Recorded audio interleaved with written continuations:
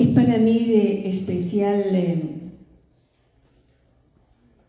significado estar en esta extraordinaria casa de estudio, que es mi alma mater también.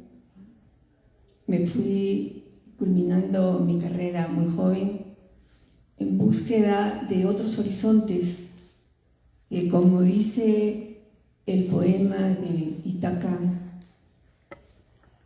salí con la esperanza de las especializaciones diferenciadas, pero en el camino y escuchando a muchos sabios, pues tuve un trabajo como directora de la Oficina de Actualización de la Ciencia en el CONCITEC y pude intercambiar con muchísimos expertos nacionales e internacionales una visión distinta que hoy les contaré en esta mi amada alma mater y mi ciudad de Arequipa, que tiene un significado especial.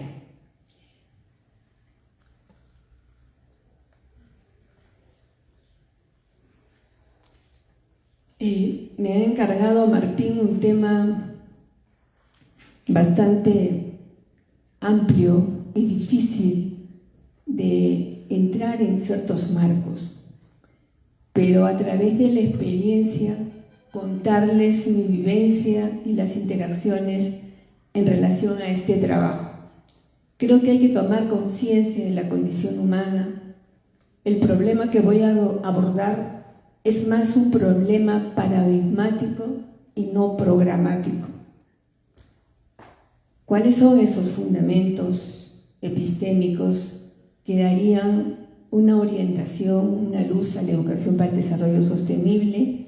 Es solamente una propuesta de una experiencia, mas no es un recetario de nada. Y promover un enfoque complejo, no lineal, transdisciplinar de la educación.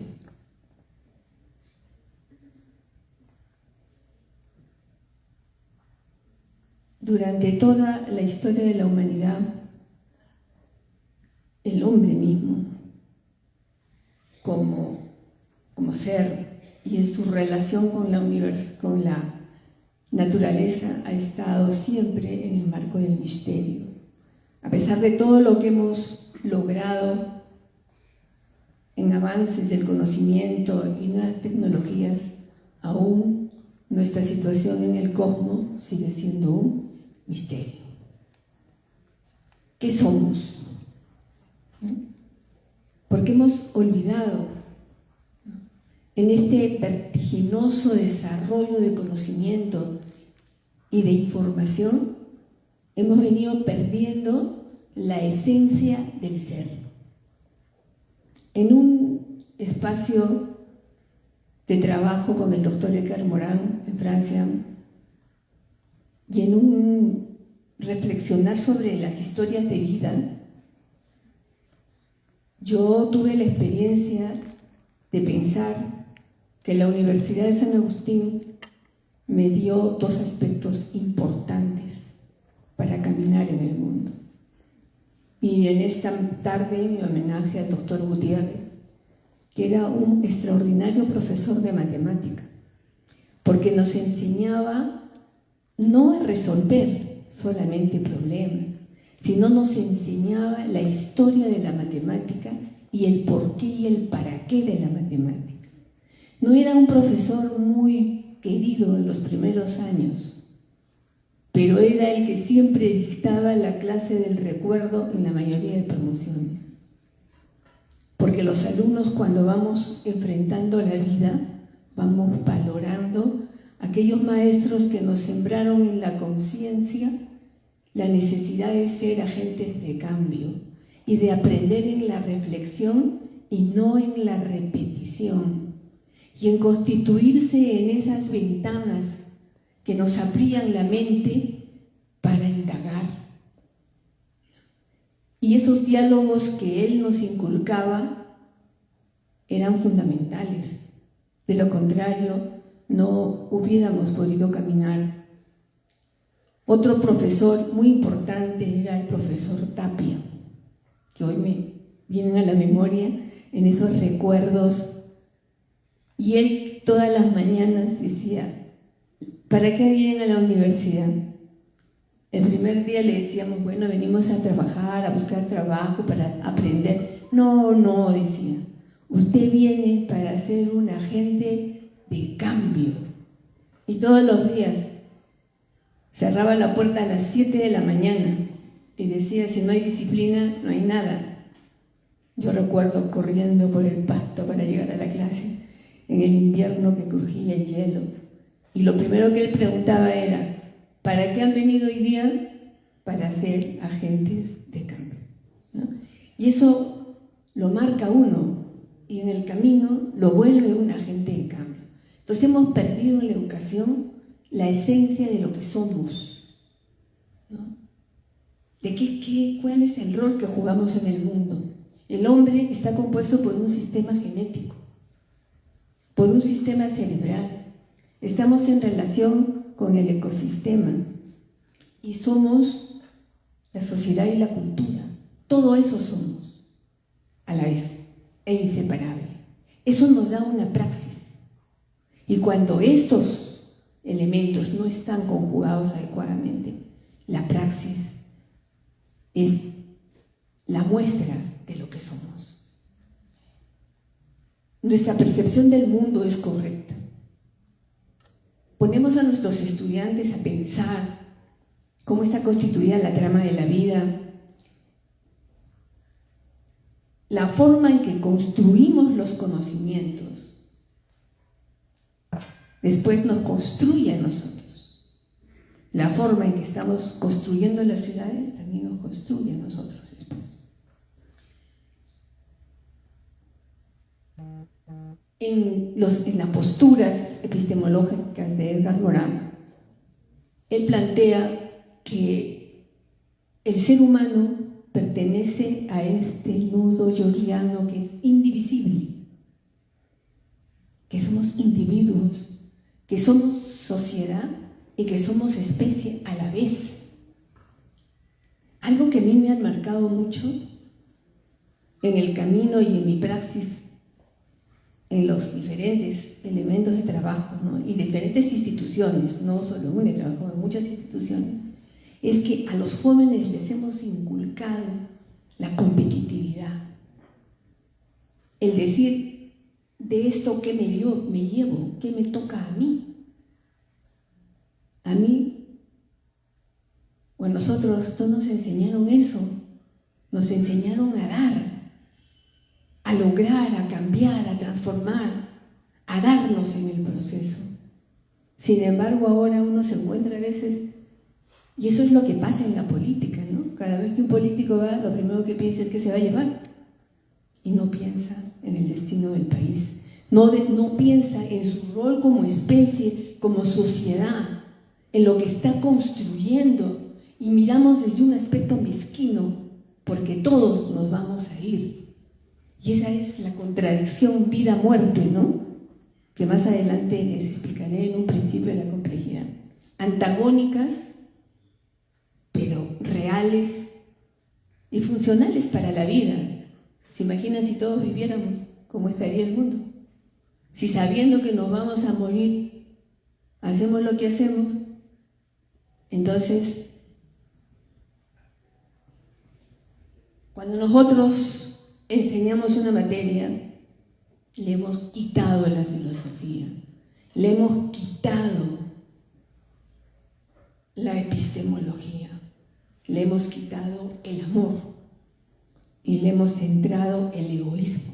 Ya no hay sistema de la universidad peruana, porque las universidades ya no pensamos en país, sino pensamos que nos vamos a llevar del país. Cuando partí de Arequipa, pensé que iba a encontrar más especialización y que había que especializarse en la física, al más alto nivel, y miraba las ciencias desarticuladas. Y el doctor Gutiérrez decía, ese va a ser el principio del fin, porque la física y la matemática están estructuradas y son una a la otra. Y él tenía una percepción de la integración de las asignaturas muy fundamental con la cual nos marcó. Pero claro, un joven que mira lo que está pasando en el mundo quiere aspirar a los cambios y va en busca de las especializaciones. Eso me sacó de mi hermosa tierra. ¿Cuáles son los ideales del progreso que enarbola la modernidad? ¿Qué ha hecho la modernidad con la humanidad? ¿Qué ha hecho la modernidad con la naturaleza?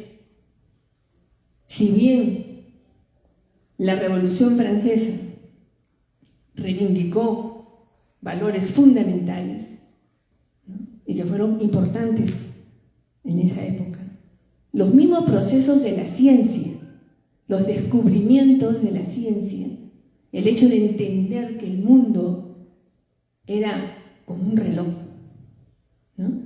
Entonces el desarrollo de la ciencia cambia el desarrollo del pensamiento. Vamos a imaginar, ustedes tienen muy claro lo que es la biosfera. Así como existe la biosfera, existe la noósfera, que es el mundo de las ideas, el mundo de los paradigmas. El mundo de las comunicaciones se mueve con la noósfera y transforma, y lo que sale de la noósfera vuelve a la biosfera, y lo que va de la biosfera regresa a la noósfera, en un bucle recursivo que está llevando a la humanidad a la destrucción. ¿Qué marcos filosóficos, epistemológicos, didácticos, pedagógicos son pertinentes para formar sobre todo ciudadanos en la época del conocimiento? Vivimos una crisis nunca antes vista. Aparte de la gran megacrisis que vivimos, estamos inmersos en un mundo en transformación. Estamos asistiendo a los procesos de transformación más profundos que se han vivido y que están llevando a un nuevo orden geopolítico mundial. Pero resulta que estos sistemas no son lineales, como lo veremos más adelante, y son de final abierto. El no hacer nada es sumamente peligroso, porque estamos frente a fenómenos de alta complejidad, cuyos finales no son deterministas. Para Mayo Bunge, la epistemología es una rama de la filosofía que estudia el conocimiento científico, ¿cierto? Es una especie de disciplina que investiga sobre el conocimiento científico-tecnológico. Sería muy difícil en esta conferencia poder explicar todo el avance de la epistemología, cuyas bases se remontan a la cultura desde inmemorial, ¿no?, desde Aristóteles, Platón, Sócrates, que tienen una percepción del mundo diferente, que sí tenían una visión más interactuante del ser humano con su medio, y no digamos de las culturas antiguas, como la civilización china, como la civilización hindú, como la civilización andino-masónica, donde la visión, la cosmovisión del mundo era mucho más pertinente a lo que es la condición humana. Desde que Descartes interpreta a Newton, quien descubre, ¿no?, uno de los temas fundamentales, y Newton fue monumental para su tiempo, ¿no? Entonces Newton descubre la fuerza de fricción, descubre una serie de mecanismos que van a dar origen, ¿no?, a la mecánica y van a producir la revolución industrial. que va a cambiar también el modo de ser de la gente y el modo de estar en el mundo. Nosotros hemos vivido la revolución del conocimiento y de la era de la información. La hemos vivido. Es decir, apareció el desarrollo de la mecánica cuántica, produce el desarrollo de la fibra óptica. La fibra óptica va a producir el Internet y toda la explosión tecnológica que va a acabar con los correos, que va a acabar con una serie de formas de vivir y nos ha transformado la existencia. Y ahora estamos asistiendo al nacimiento de la revolución cuántica. Las revoluciones se están acelerando, pero estamos preparados, especialmente nosotros, los ciudadanos de llamado tercer mundo, para enfrentar los retos de estos procesos tecnológicos.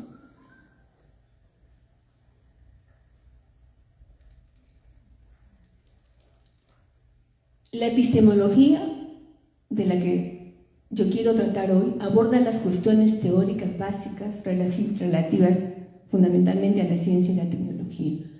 Para Morán, la epistemología es el conocimiento del conocimiento.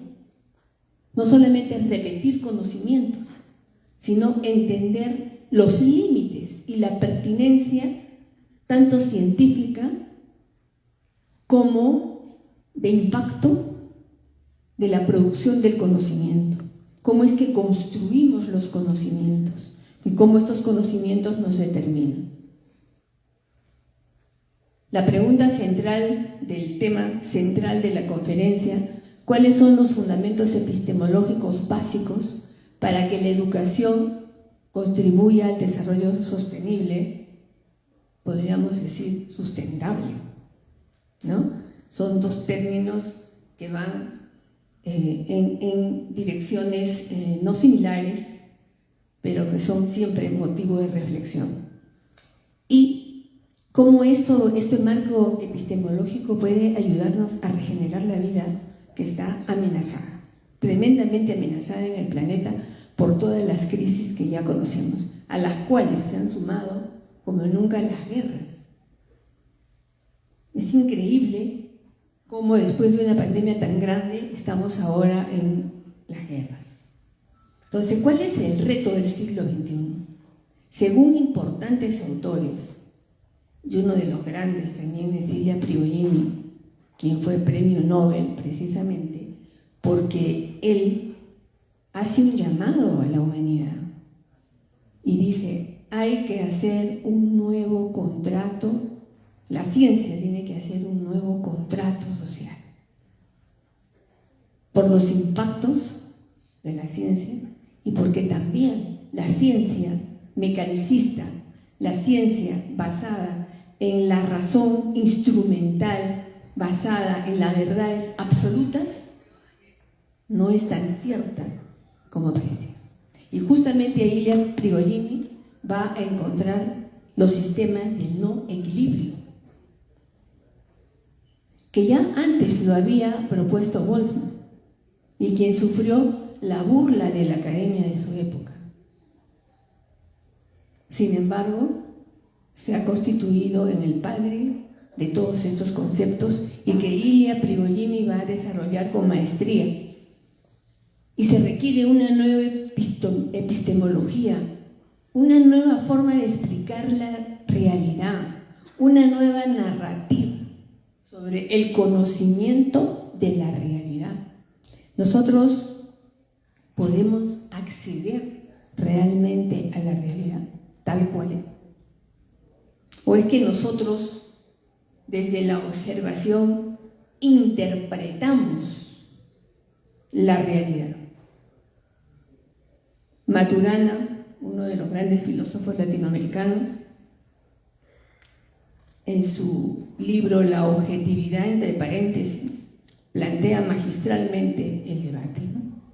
Y él hace un experimento con una rana a la cual le produce una variación en el ojo.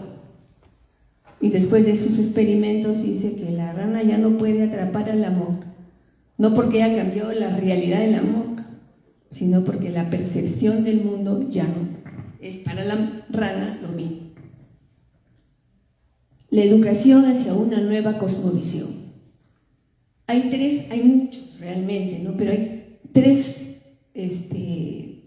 digamos, bases fundamentales propuestas por Prigogine, Morin, la Carta de la Tierra, que coinciden que es necesario cambiar nuestra forma de pensar. Se necesita una nueva cosmovisión basada en nuevos fundamentos científicos. Hay que frenar a la razón instrumental para dar paso a la razón ética humanista, a la sensibilidad humana, a la inteligencia, a los sentimientos, al amor, al cuidado, a la solidaridad. Y yo les pido reflexionar sobre qué es educar desde el punto de vista de Maturana, ¿no? Entonces Maturana dice que educar es crear, realizar y validar en la convivencia.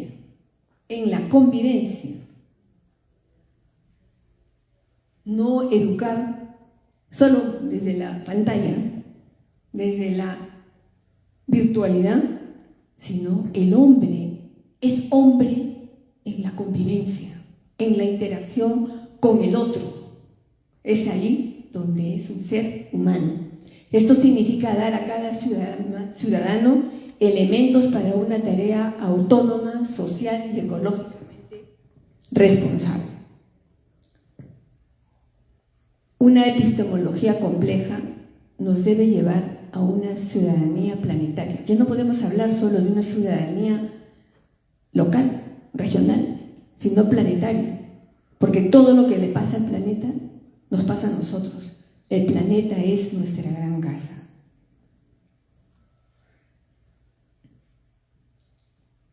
Pero ¿qué es la complejidad? Yo conversaba con el doctor Edgar Morán. ¿Qué es la complejidad? Y él me dice, la complejidad es el reto del siglo XXI. La complejidad está en la naturaleza, es inherente a los fenómenos. Hay que entenderla. El mundo no era simple como lo pensábamos, ni el mundo es determinístico. Hay aspectos de la realidad que sí coinciden con la mecánica clásica, pero hay aspectos que no. Entonces, la complejidad es el conjunto de interacciones, retroacciones, incertidumbres que constituyen nuestro mundo fenoménico y que quedaron de lado en la ciencia occidental. Requerimos cambiar, como decía Prigogine, hay que cambiar la forma de pensar. Edgar Morán nos propone el pensamiento complejo como un metapensamiento que a la vez es crítico, creativo, que puede tener todas las formas de imaginación de la mente humana para aprehender el mundo real. El pensamiento complejo es la forma en que nosotros podemos ver el mundo de una manera más contextualizada, más pertinente. Y él nos sugiere una comparación entre el pensamiento dominante generado por la visión y la razón instrumental, las verdades absolutas, el mundo fragmentado, las disciplinas desactualizadas, la ceguera cognitiva, repetimos, sin epistemología. O sea, la universidad ha perdido su capacidad epistemológica. Todo lo que nos llega es lo que tiene que ser. Había un hindú, matemático hindú, de altísimo nivel, creador del software, de los parques de software en India. ¿Y saben qué decía? Que Euclides nunca existió, que lo habían inventado los occidentales para fundamentar ciertos aspectos de creación. Bueno, es una hipótesis que él manejaba. ¿Qué tenemos que hacer? Aprender a entender que el mundo es complejo, que hay incertidumbre, que la descripción del mundo debe usar un lenguaje circular. Y es importante, pero cuando yo saco la basura a la calle, no me deshago de la basura, los gérmenes regresan a mi casa. Y entonces esta forma de ver circular, con un lenguaje circular el mundo, nos ayuda mucho en la educación ambiental. Educar en la percepción de la complejidad y no de la simplicidad. los principios epistemológicos de la complejidad es el principio dialógico. Es importante el diálogo. El diálogo entre la vida y la muerte, entre la tristeza y la alegría. Las cosas antagónicas deben ser puestas en diálogo. Solo así se llega a la verdad. Y la verdad pertenece a un tiempo. Está en permanente refutación. Y es una construcción colectiva. El principio logramático, las células madre lo han demostrado. La información total del ser humano está en una célula. Y la célula constituye parte del todo y el todo también está en la parte. El principio recursivo, los sistemas se retroalimentan. Démosle a la naturaleza desequilibrio y la naturaleza nos devolverá más desequilibrio. Los procesos de autoorganización. Y ese es un tema que yo he usado mucho en la universidad para generar espacios de autoorganización, porque los procesos son emergentes, van más allá. Y el principio de incertidumbre que realmente cambia todas las cosas. La transdisciplinariedad es otro proceso nuevo, es otra fundamentación epistemológica que nos enseña a ver de otra manera. A mí me gusta mucho esta definición que la compartimos con un colega que se llama Pedro Sotolongo. Es el esfuerzo para aprender con otra mirada, con otra estrategia. La ciencia, los saberes no científicos, los saberes cotidianos. Nosotros no somos dueños de la verdad en la universidad. Y requiere nuevos conceptos, nuevos modelos. La transdisciplinariedad es el proceso emergente. De dos cosas que interactúan hay un tercero que no se parece ni al primero ni al segundo. A esos procesos están excluidos de la lógica formal. El diálogo de saberes. En un país como el nuestro le llamamos ruina. Yo me encontré con el director del Tecnio en Concitec y me dijo, ¿me puede presentar a los ingenieros que enseñan ingeniería hidráulica en el Perú? Acá en Lima por lo menos. Ingeniería hidráulica se enseña en el Tecnio, ingeniería hidráulica andina. Para nosotros son ruina. Y cuando yo puse en el Programa Nacional de Popularización de la Ciencia que me tocó hacer Ciencia y Tecnología Andina, casi me fusilan, cierto científico, ¿no? Pero sí, no trepanaban al paso.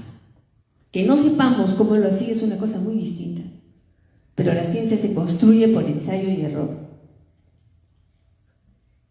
Necesitamos cambiar, necesitamos una nueva concepción del mundo, necesitamos una metamorfosis, una transformación individual, colectiva y de la naturaleza. ¿Cómo la aplicamos en la URP? Nosotros, no es que es fácil, nos basamos en el postulado de Maturana para resistir y para crear espacios de convivencia. Fíjense, articulamos las políticas del MINAN, las políticas ambientales de la universidad, las políticas de Naciones Unidas, donde tenemos una relación de punto focal, y trabajamos el plan ambiental de la universidad. Todo eso crea visiones compartidas, porque uno de los temas para trabajar en la complejidad es crear visiones compartidas. Articulamos la inteligencia colectiva desde un espacio transdisciplinar, diferentes disciplinas, comprometida con la vida. ¿Cómo pasamos de lo teórico al sentir, al pensar y al actuar? Porque Morán critica que solo estamos dando marcos. Hay que pasar, hay que poner, como se dice, las manos en la masa, las manos en el corazón. Y él nos propone también, nos propone los 7 saberes de la educación del futuro, que implica el marco, fíjense, los operadores mentales que hay que entrar en las nuevas generaciones, y nos permite entonces tener valores de otro tipo para adquirir una razón ética y humanista y poder actuar de otra manera. Si no, no se puede. hay que enseñar la condición humana, hay que enseñar la ceguera del conocimiento, hay que la ética, el género humano, enfrentar las incertidumbres, todos estos juntos y no separados. Yo los invito, nosotros hacemos un concurso de ensayos, los 7 saberes de la educación del futuro y los saberes interculturales, para abordar temas, problemáticas sociales. Yo los invito a participar de este concurso, convocar a nuestros estudiantes y empezar una reflexión epistemológica de otra manera, inculcándoles valores no de cuánto me toca, sino de cuánto voy a poner. Y al poner, voy a ganar. Nosotros éramos franciscanos, con la oración de San Francisco crecimos, pero ellos están creciendo con la del Banco Mundial. Entonces tenemos nosotros un jurado internacional de la red de Morán que podrían apoyarnos en la evaluación, y yo voy a hacer la convocatoria, ojalá nos sumemos. Nosotros, como ven aquí, hemos logrado movilizar en la universidad, participamos en la representación de las universidades en la Municipalidad de Lima, logramos una política de Estado el año pasado, apoyando la pesca ancestral, que será una ponencia posterior. Ganamos un premio con relación al agua, pero fíjense, logramos que las autoridades inviertan en todo lo que es la tecnologías renovables, los jardines ambientales, y articulamos. Generar movimientos masivos con la universidad y la comunidad no pueden ser de un lado. ¿Saben con quién lo hacemos? Con la unidad de deportes. Nos unimos con todas las unidades de deportes de la universidad y generamos el concurso de los 7 saberes y entramos con el tema ambiental. Entonces los estudiantes se comprometen, como ustedes pueden ver, se comprometen en las acciones. Hemos trabajado nosotros en busca del diálogo de saberes, hicimos un trabajo en la crianza de la vida en los Andes centrales del Perú, que fíjense, nos llevó a las comunidades indígenas, pero cuando yo salí de Concitec me propuse recuperar saberes y me fui hacia las comunidades de Tarapoto a trabajar. Ganamos un premio en Japón con este trabajo en el marco de la ECADA y entramos al tema de las ciudades sostenibles. Bueno, eso lo tocaremos en otro momento, pero fíjense que este es un espacio ¿dónde está la transdisciplina? ¿Saben dónde está la transdisciplina? En los espacios. No es que vamos a crear cursos de transdisciplina. El aula es el espacio transdisciplinar. Este proyecto, Ciudades Sostenibles e Inteligentes, lo hicimos porque ya teníamos harta que todas las municipalidades se gastan la plata con el cuento de la ciudad inteligente. Convocamos a todas las municipalidades, a todo el gobierno electrónico, pero también convocamos a las comunidades locales, ¿no? Y claro, como ustedes comprenderán, yo no tengo poder para poder cambiar el gobierno electrónico, pero ahí apareció el problema del mar. No lo habíamos pensado, el problema del mar. Y en el taller salió como uno de los temas prioritarios. Trabajamos sobre el taller de la pesca ancestral y logramos una política de esta. Bueno, estoy con el tiempo vencido. Como conclusión final, yo les diría, queridos amigos, cerrar con estas palabras de Morán: si puede haber un progreso de base en el siglo XXI, sería que los hombres y las mujeres no sean más los juguetes inconscientes, no solo de sus ideas, sino de sus propias mentiras. Es un deber capital de la educación armar en cada uno el combate por la lucidez. El Perú lo necesita como nunca. Y la universidad tiene que volver a ser el lugar en donde se ilumine a la nación y donde salgan los líderes capaces de transformar este país con ética, con amor y con conocimiento. Muchísimas gracias.